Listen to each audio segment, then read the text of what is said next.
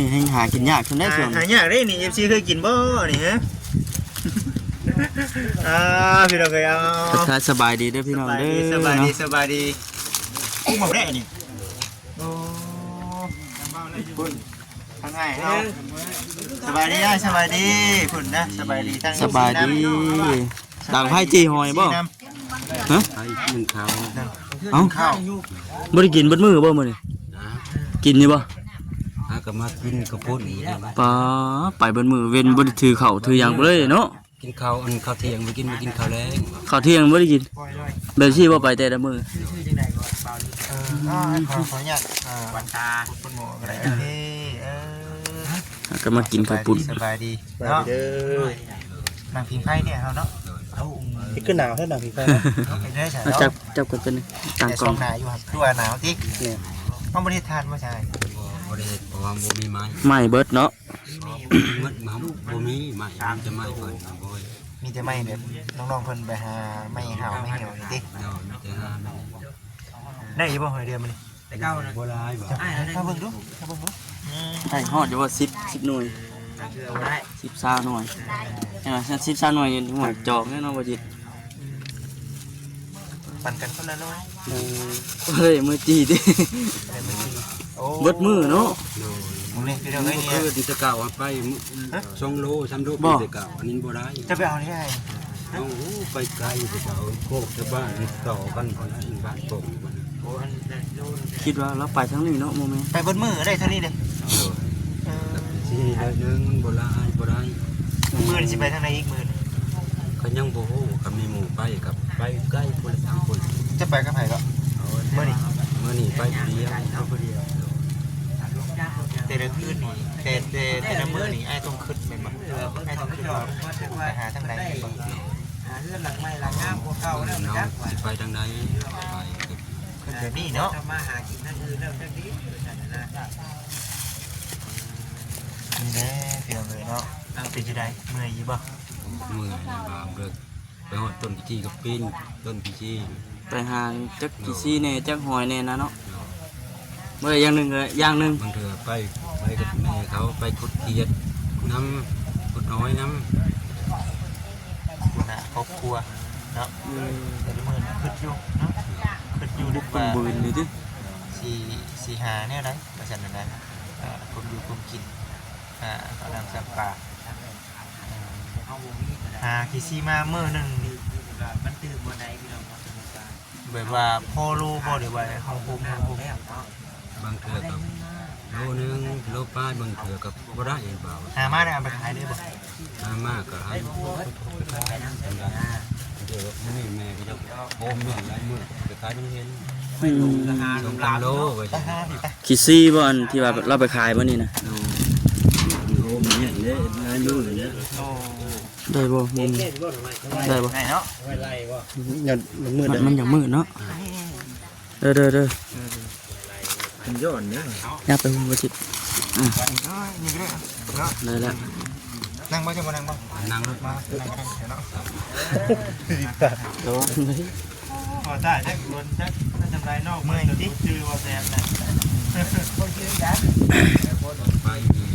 ตายบ่ได้ไปตายย่างกลัวต้องเห็นบ่ได้บ่า ไปของคุณได้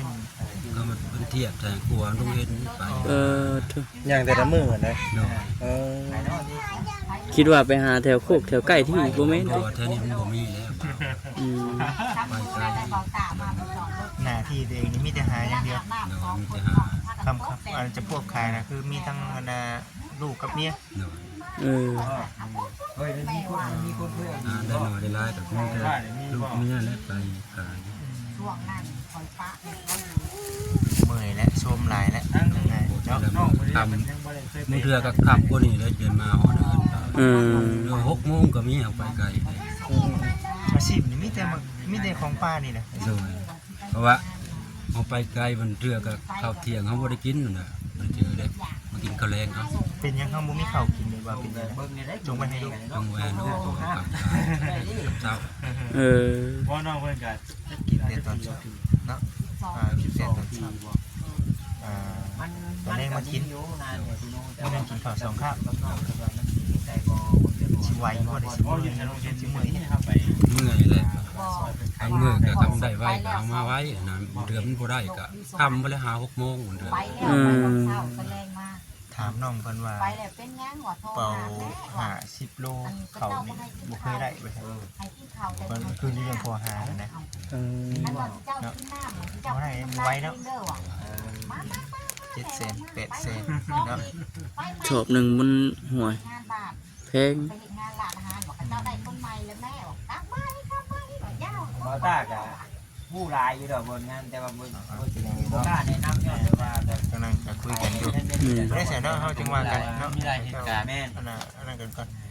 ไปแล้วขันโอกาสขึ้นรถ ที่นี่เนาะ ตัดผ้ามาอีกนี่มา เปลี่ยนมุม เปลี่ยนมุมบ่ เออ เปลี่ยนแจเนาะ เจ๊ก่อน เอ้าอันนี้ให้อ้ายนี่แหละเด้อเนาะให้ลูกให้เต้ากินง่ายเด้อเนาะให้ลูกให้เต้ากินเพราะว่าคือว่าเนี่ยยังไม่ได้กินข้าวกระเทียมใช่ไหม ยังมากินกับคนเลยนึงปั่น เป็นมาอ๋อ มากับพอดีเล่นรถเบาจอดแบบจำมือนั่นนะบะมากับพอดีเจอกับเบา อ๋อ ก็ดีจ้าเอรถเนาะ แบบจ้าเอเลยเนาะแบบจ้าเอกันเลยพี่น้องเอ้ย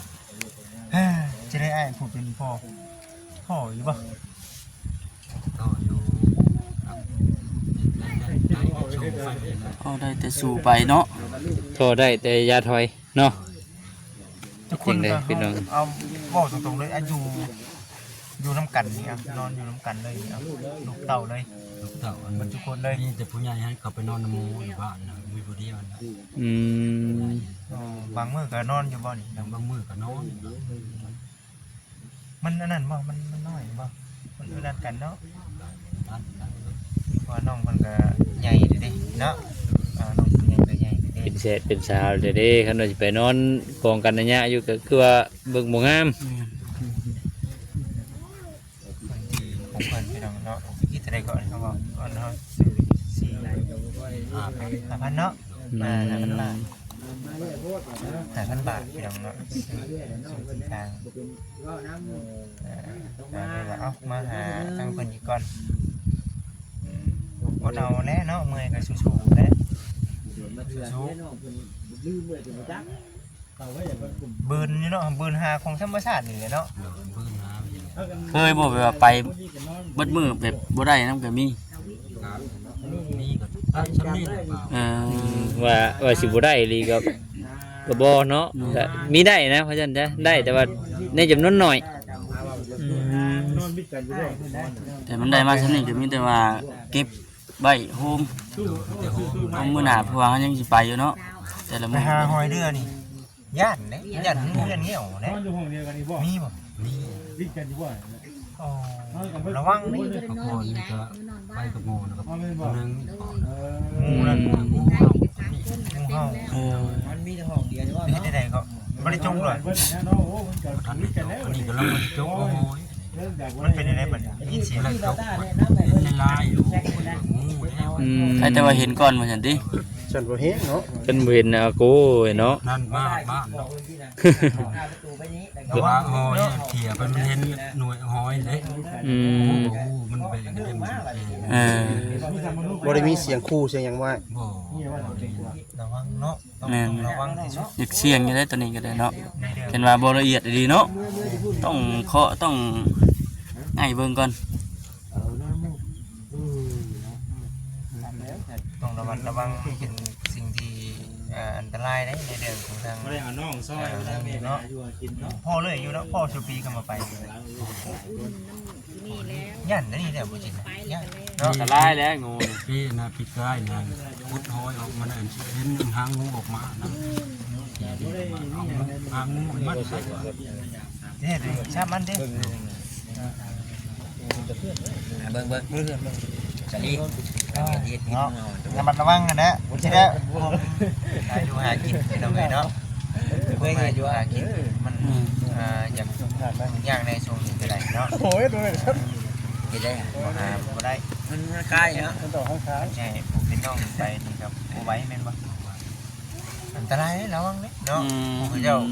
หูตาไวเนาะจึงนั่นแหละพูดหาน้ำไม้เนาะต่อไปว่าไปแบบนั้น แต่ ว่าแล้วคันใหญ่เนาะมันไปหาผู้เดียวกันย่านคนแน่เนาะ ระมัดระวังนะลายชื่อลายนิ้วนะให้เพิ่นไปขายเอาซะเนาะ แต่พอไปเนี่ยก็ยังย่างอยากอดไป ย่านอยู่แล้วคือพอนี่อ่ะ ไปไกลได้บ่าไปมันบ่มีเขตเอา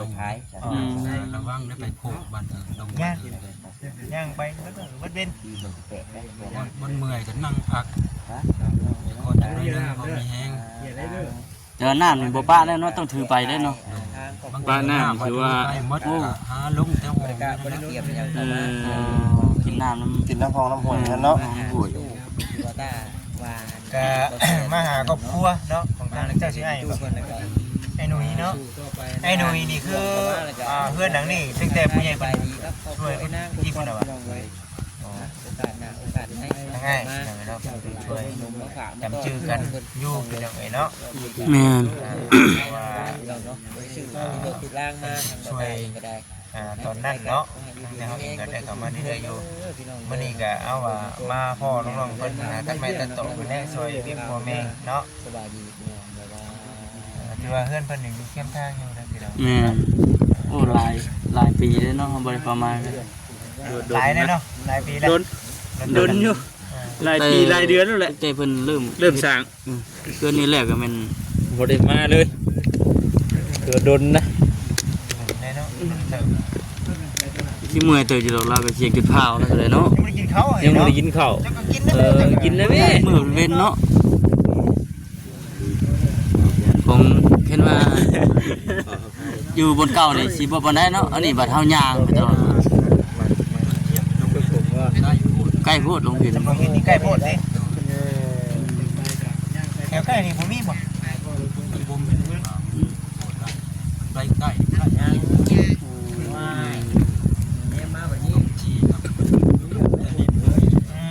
น้องรักยิ้มแน่น่ะ เพราะว่ามันผู้หาบ่ได้มีแต่เฮาบัดนี้เนาะ หลายคนหา หลายค เนาะ นหา เพื่อไปก็หาอยู่หากินแต่ละคนเนาะ นั่นแน่บ่ดีแน่ ครอบครัวเนาะ คือให้เราเห็นกระเต็กเนาะบ่ไปหาบ่ได้ น่าบ่มี คือครอบครัวทั้งห้านี่มีลูกทุกคน ให้เอ้น้องทั้งเจ้าเนาะ บ่นอนลูกแล้วนะ แม่สมมุติ6คน ลูก7 8ได้อยู่กันนี่ บ่ 8 คน ว้า ต้องโหดกว่านั่นอีก เฉพาะเรายัง ลูกหาบ่ สู่ชนดู บ่ฮอดสาวนวลเนาะ พูดแล้วมันกลัวอีก แล้วลูกกันอยู่แล้ว เออ คืออยู่จักกี่ภาคกันกินยังบ่นี่ติ เมื่อยก็ไปประมาณเที่ยงแล้วมากันมื้อเดิมไง อืมเอาง่ายๆต้องได้ไปแล้วเนาะแต่ละมื้อนี่แบบว่าบ่ให้อันได้หยุดพักผ่อน เมื่อยเลยเนาะเมื่อยต้องชุบเนาะเมื่อยก็ชุบได้ซั่นมันบ่หาบัดบ่ได้เนาะมันบ่หาบัดบ่ได้ต้องบุกปืนนั่นแหละอันใดสิได้อันใดสิมีเนาะ แม่น บืนซ้ำที่บืนได้เนาะเคยบ่บืนมาเดียวเขาได้เขาหา10 โลนี่ บ่เคย เจ็บจงมือจำมือยังบ่ได้ อืม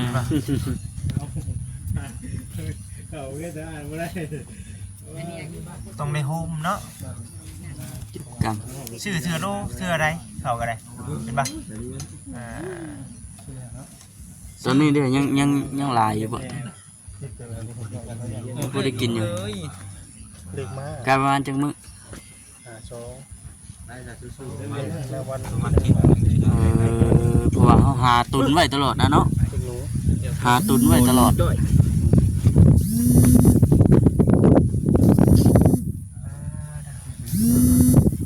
ต่อไปเนาะ นี่อันทางสอินเพิ่นโทรมากินเอาไหมเนาะ เกือบงูเนาะว่าแล้วก็เกือบงูกัด เกือบงูกัด เกือบงูชัดดิ มันคือแบบว่าข้างคาใจแม่งอยู่ ที่ว่ามันกับว่าดิเกือบงูว่าซั่นงูครบ หมูเหี่ยวกัดขึ้นมาแล้วโอ้ยไปผู้เดียวเป็นแห้งกระติกเนาะมาร่างนี้ ไปหน่อยเนาะที่ทางเพิ่นก็ถือว่าโค่นเสร็จเนาะถือว่าติดจับทางเลยเนาะ ใกล้ทางนะ ถือว่าได้ที่งามเลย นาน้องดิ่งบ่น้องดิ่งเอ้ยมานี่ดูเนาะมานี่เนาะสิเว้าสู่ FC ฟังเนาะมานั่งใกล้พ่อพี่ไหมพี่มานั่งข้างนี้มานั่งอยู่กลางนี่ก็ได้นั่งอยู่กลางก็ได้ เป็นมุมวันที่ไหนมุมกลางก็ได้เลย สบายดีเด้อ สบายดีนะสบายดีมุมกลางเลยเนาะ มุมกลางเลยนี่บอกคำเราจับจุดให้ได้โอ้ยงามหลายเนาะ คือว่าแน่นอนเลยพอหามาเด้อพอหามากะอย่าพากันข้านพากันไปขายเนาะขาย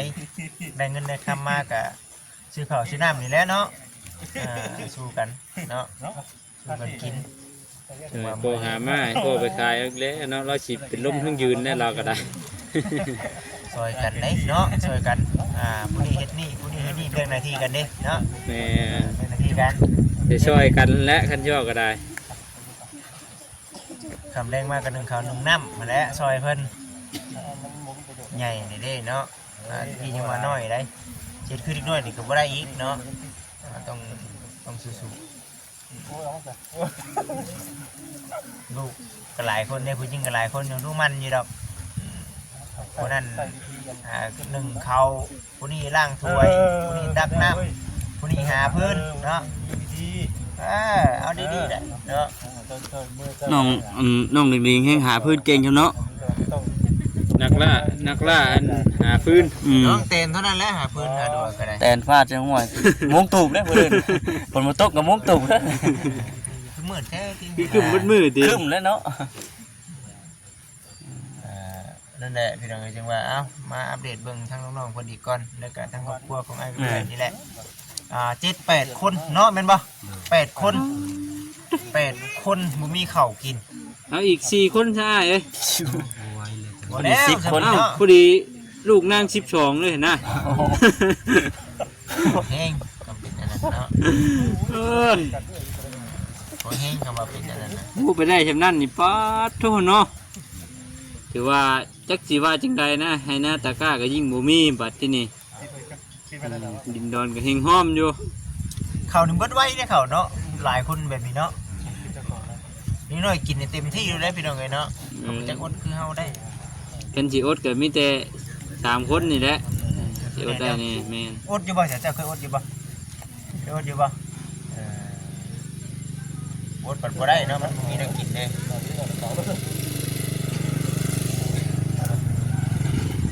หาเนี่ยปัดบ่ได้ก็บ่ได้เด้เนาะเขาไปซื้อตลอดใช่บ่ไอ้เว้นพวกขี้ซีแบบตลอดย่ำฝนได้จ้ะ ว่าแต่เฮาหาได้บ่ได้พอคนตกเฮาก็บ่ไปบ่ได้ ย่ำฝนนี่เฮ็ดหยังแน่น้องดิ้งจะหาหยังแน่ย่ำฝนมาขายหาเฮ็ดหาหอนนี่ช่วงนั้นเนาะช่วงนั้นมันอันนั้นอยู่แล้วเลยช่วงยามเฮ็ดกะเฮ็ดออกหลายเนาะช่วงยามเฮ็ดออกมีแต่ของป่าเลยเนาะอยู่หากินทุกมื้อนี่แม่นบ่อาศัยน้ำของป่าของดอนได้มันมีแต่เฮาหาได้เนาะแม่นบ่ หลายคนนะ หลายคนหายามเฮ็ดยามถ้าเป็นยามฝนนี่อีกแบบนึงเนาะแม่นบ่ หาในอยู่นี่กินก็คือสิ เบิ่ง สบายเนาะ ระหว่างยามแล้งกับยามฝนนี่อ้ายว่า ยามใดลำบากที่สุดในเรื่องการหากิน ยามนี้ลำบากยามคนง่ายหลายยาม แม่นบ่ ยามนี้อย่างยากเนาะ พอยามฝนก็มีเฮ็ดมีหน้ำไม้มีหยังนา ปูปลาเนาะใส่เบ็ดใส่ก้างที่ได้ ใช่ นั่นแม่น มันก็สิได้หลายอย่างอยู่อันยามฝนเป็นว่ายามแล้ง หา เนาะ ปลาหานี่แหละเนาะมัน เฮ็ดหอนแล้วเนาะ ง่ายอยู่แม่นยามนี่ยากเด้อยามนี่ ยามนี้ กุ๊กอีซี่ อยากกินน้ำไม้ก็บ่ได้ยามนี้ติ แม่นยามนี่มีขึ้นกกกี่ซี่เลยยามนี่กกกี่ซี่ขุดกบบ่ทันแล้ว ไข่มดแดงจะหน่อยก็ได้มีแต่อาหารชั้นสูง แม่ สั้นสูง ไข่มดแดงบัดนี้ มีแต่ของชั้นสูงแล้ว ไปอยู่บ่ฮะหากินกันเคยอยู่บ่เคยอยู่เนาะ บ่ได้อยู่ อืม บ่ได้บ่ได้ สังเกตเบื้องหลังมือก็หูบ่ได้หามดแดงนะ แม่น เห็นบ่ นะ น้องลูกป่าที่นะมือเราน่ะโค้งเบิดเป็นตุ่มหมด ทั่ว เลย บ่ได้นี่ บ่ได้ยาก ผู้คนมันบ่ได้มีแต่มือเลยทั่วเบิดแถวคอแถวอย่างคือ ตุ่มเป็นตอเบิดละ หอดยามมันเด้เดี๋ยวได้ซะเนาะยามเฮ็ดก็เฮ็ดยามทหารมันสิเป็นความเล่าอยู่ดอกยามผ่านยามฝนก็สิสบายจุ่มจิรอเท่านี้บ่ได้เท่านี้เนาะยามนี้บ่มีแล้วจุ่มจิรอพี่น้องเนาะเคยคุยอยู่บ่จิรอเคยคุยอยู่นะต้องหาได้บ่เนาะเฮ็ดได้ซะยามนี้นี่หลักๆเลยนี่เบิ่งก่อนเด้อคือไอ้ละว่านี่ได้เนาะสิหยุดกับบ่มีข้าวกิน แม่น ต้องหาอันนั้นเนาะแม่นบ่ต้องหาขี้ซี่เอาหาหอย